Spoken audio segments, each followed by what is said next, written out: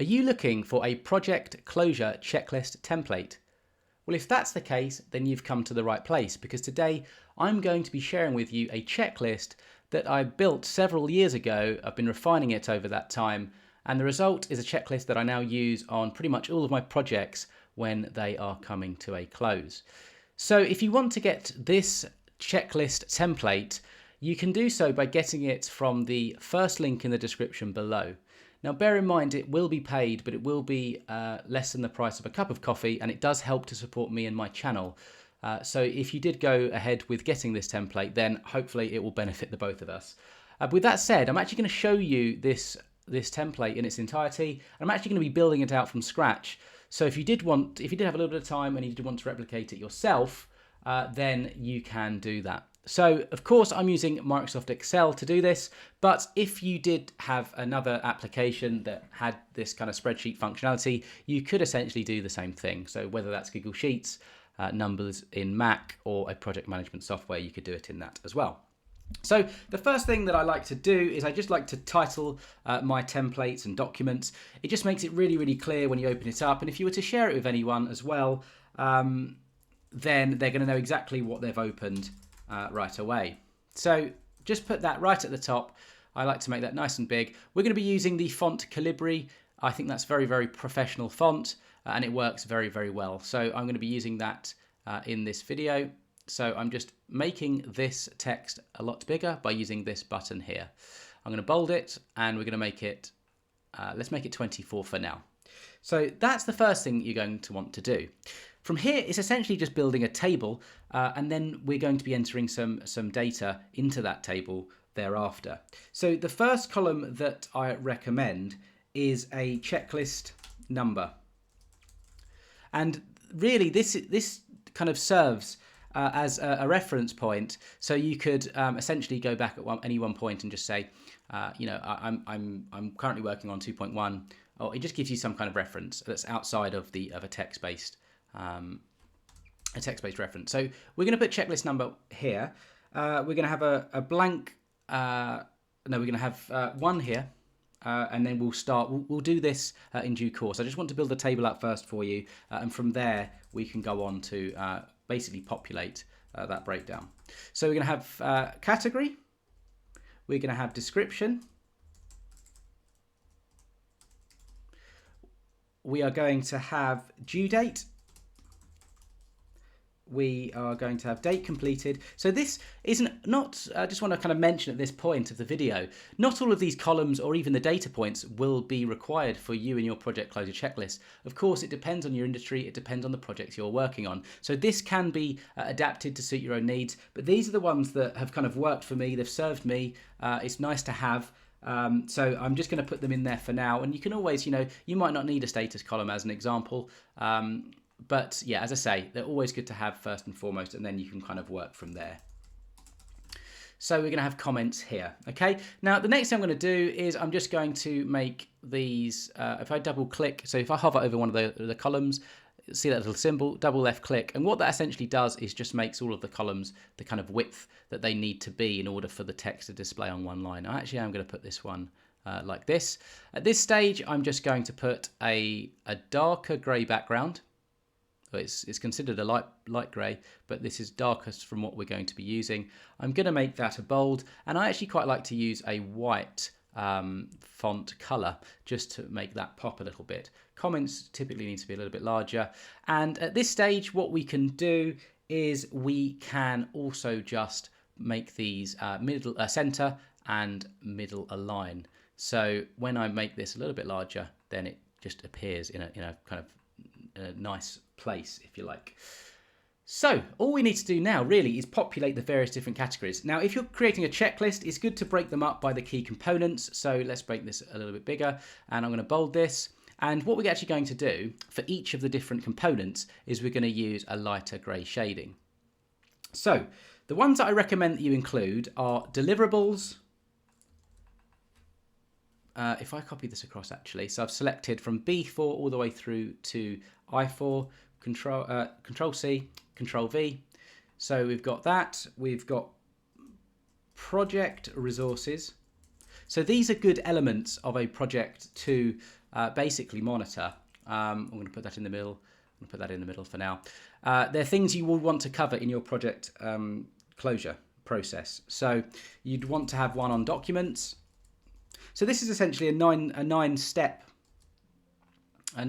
process. It's very comprehensive. Again, as I've previously mentioned, this may not all be required, but it's a good high-level overview. Actually, I'm not going to say high-level. In fact, it's quite an in-depth overview, but it just ensures that you basically check off all the boxes, and it aligns with project management methodology as well. So that's good to know. So we're going to have an area for the financials. Always good to review this. We're going to do one there. I'm actually going to put one there. And so we've got 4, 5, 6, 7, 8, 9. So just doing a couple of rows for now. It's just about updating this. And then I'll show you some of the formatting options that we're going to use as well. So from here, we'll be going product launch. And at this stage, we would be, if I refer back to the checklist, we've got feedback, communication. So feedback, communication. So yeah, hopefully this is useful. I'm just building it out just so you can see how I've got to that template over time. It's something that personally I wish I kind of had when I was building this out, just to see how it all kind of comes together and how you get the formatting in place as well. And then we'll just have credentials here. And I'll give you some example checklist items under each one of these as well. You could just have this as a high level, but I like to provide more kind of information than this. I like to really go into the granular. And as I say, you can always add your own checklist items as well to these. So this would essentially be 1.1. This would be 1.2. And in the interest of time, I'm not going to be building this out to the complexity of what I've just shown you and my actual template, because that will just take so much time. There's a lot of text to enter. And to be honest, maybe not all of it will be entirely relevant to you and your project. So there's no point going line by line onto each of the checklist items. But having said that, they do apply to most projects. So if I was just to revert back as an example, it's all designed to be really high level. So project scope, project requirements, stakeholder approval, etc. So I've actually missed a column, which is very important indeed, because this is the column that we are going to be using as the checklist, okay? So at this point, I'll just show you how I would pull this in. So I'm actually just going to copy these two just to show you. But what I would do here is I would have project scope as the deliverable. I've also used indenting, just so if you look here, that if I just typed it into that cell regularly, it would look like this. But if you use indenting, it gives you that kind of parent-child relationship, and you can see that it's aligned to the deliverable category. So I would recommend that you do that. The next thing, I'm just going to copy these two, just to show you how this would work. And we'd essentially go through this list like this. At this stage, I would move these two, I'd actually wrap this, so it looks like that. And so all I did there was on the home ribbon, I clicked wrap text. Now I'm going to turn these two columns, if I select both of them, and I'm going to right click, and then I'm going to press format cells. I'm going to turn these into date columns so that the formatting looks correct. So as an example, if I put today's date in, bear in mind I am in the UK, so this may look different if you're US based, but you see we've got the correct formatting. So if I put in 6/12, it will just populate with the year as well. Okay, so just thought I'd mention that. We've got priority and status, and we're actually going to be leveraging some data validation for this. And the comments is going to be a free text area, just an area for you to add some additional comments. Now let's build the key, because the key is essential for this checklist template. So the first thing I'm going to have is the done. If I move this up one, actually. Oh no, let's leave it there. This is going to be the done data validation. So interestingly, we can insert a symbol. So if I click on insert, and then I want to find symbol, which I believe is the far right of the ribbon, and we're looking for a tick or a check mark. And I've actually found, in order to find it, it's in the font Wingdings. I'm not quite sure why, but it is. If you scroll to the bottom, there is one right at the bottom here. So we select that, insert that in here, okay? And then we want to middle align that. So home, a little bit of formatting, so middle align that. And I'm going to put that in a green, and we'll see why in a minute, because I'm going to be setting up some conditional formatting so that every time something is checked or done, then it appears in this nice green. I'm going to use this green. So that's the done checklist data validation reference table. We then need one for priority, and we also need one for status. So in terms of the priority, I would suggest something as simple as lead it low, medium, and high. And I'm actually going to put a column in between these just to break them out because they are separate items. So let's just get rid of that, and let's just get rid of that. To do that, we can put a little border around this if we wanted, and we're going to use all borders. And you could do the same with this as well. You could do all borders. So I've selected from cell B3 all the way through to J31 as an example, and I've just put all borders, and that just helps, you know, differentiate these various these various cells. You could also do something like this, outside border. If I remove the borders, so no border, you could then have something like outside borders, which looks really, really good as well. In fact, I'm actually going to suggest that we do that. So if I get rid of all of this, so no border, I'll finish the key in a second, but this is how these things kind of work. You start building something and then you move to the next bit. Well, that's how I build these kind of templates anyway. So I would do something like this, and then you could just put something like this in here, like this. So outside border, and then you could put an outside border, and perhaps that looks a little bit cleaner. Outside border here as an example, outside border. Maybe not the most efficient way of doing it and the efficient use of time, but you get the idea. So I'm actually going to remove that one because I don't like the look of that. But yeah, let's just do that for now. We'll just put some outside borders in the interest of time. But this is how you would manipulate that kind of bordering. You'd use the home ribbon and you do this. So you can do that in your own time because, yeah, I could go on and on and on. I'm going to put some outside borders around this. This is how I got onto that. So priority, we've got low, medium, and high. And I'm going to put a status. I'm just going to make those columns a little bit narrower. And I'm going to put for the statuses, there's quite a few here we could put. We could put things like not started. We could put things like in progress, on hold, overdue. These are the kind of statuses that you'd probably want to include: needs review and complete. These are the examples I'm going to use in this video. All make sense from a checklist perspective.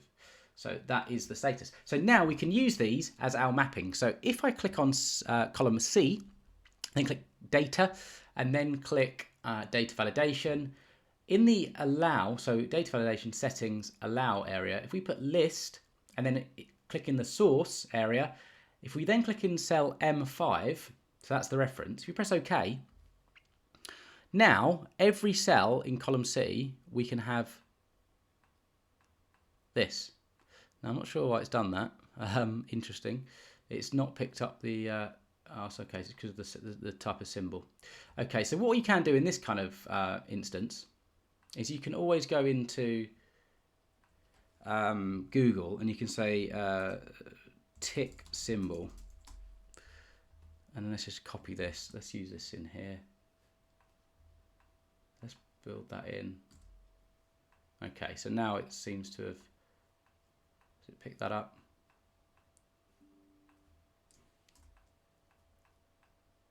Yes, it has. So now we can move that into the middle. So let's move that into the middle. I'm not quite sure it doesn't like that there, but it doesn't matter because at the end of the day, we've got our symbol in here. Let's move that into the middle.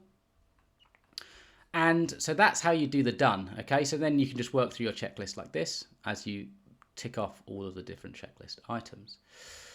The other thing we need to do is the priority. Actually, before I do that, I've put this data validation on these 3 cells here. We don't actually need that. So what I would then do is I click cell 1 to cell 3 because we don't want that check button to be there as an example. So I would select from cell C1 down to C3. I'd click on data. I'd click on data validation again, and I would just put this as any value, and that will remove it from here, but it does enable it for the columns that we need it. So that's that. We'll then do the same for priority. So select column H, we'll click on data validation, and we're going to click on list again, select these items, left click, drag down, OK. Do the same thing here.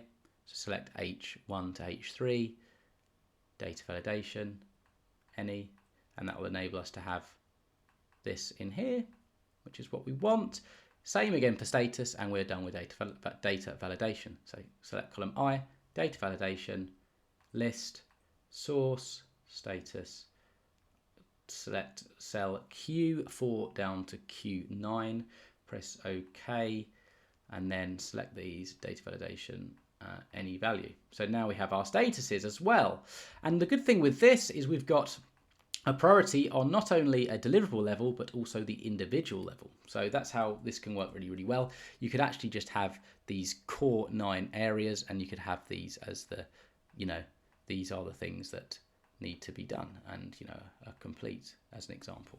And you could put everything on this row in bold and everything underneath. So I selected all of those, I press Control B to put all those in bold, and you have everything underneath in kind of non-bold, and that just helps to differentiate it and make it look much better. So there's our key. So that's essentially how that works. Excuse me. And that's essentially the project closure checklist. Now you just need to add all of the different items. You can right click on each row, and you can click insert to add a new item. So this, actually I've done that slightly wrong because I should have done that underneath. So then we could put 1.3 in.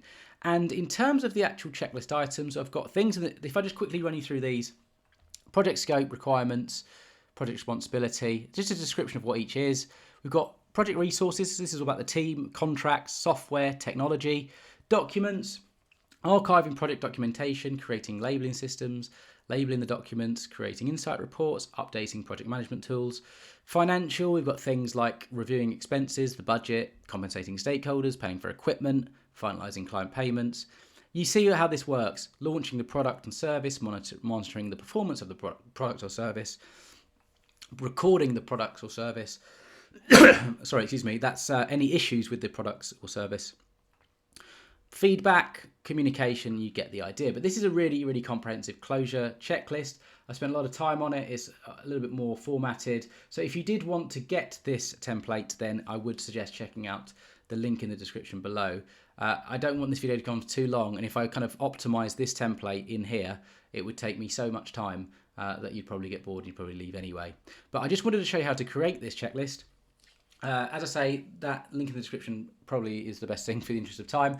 Otherwise, I wish you all the best creating this checklist. If you found this video useful, please hit the like button. If you have any comments, questions, feedback, then do drop them down below and I'll get back to you. And do consider subscribing to the channel if you haven't already. And with all of that said, I hope you have an excellent day.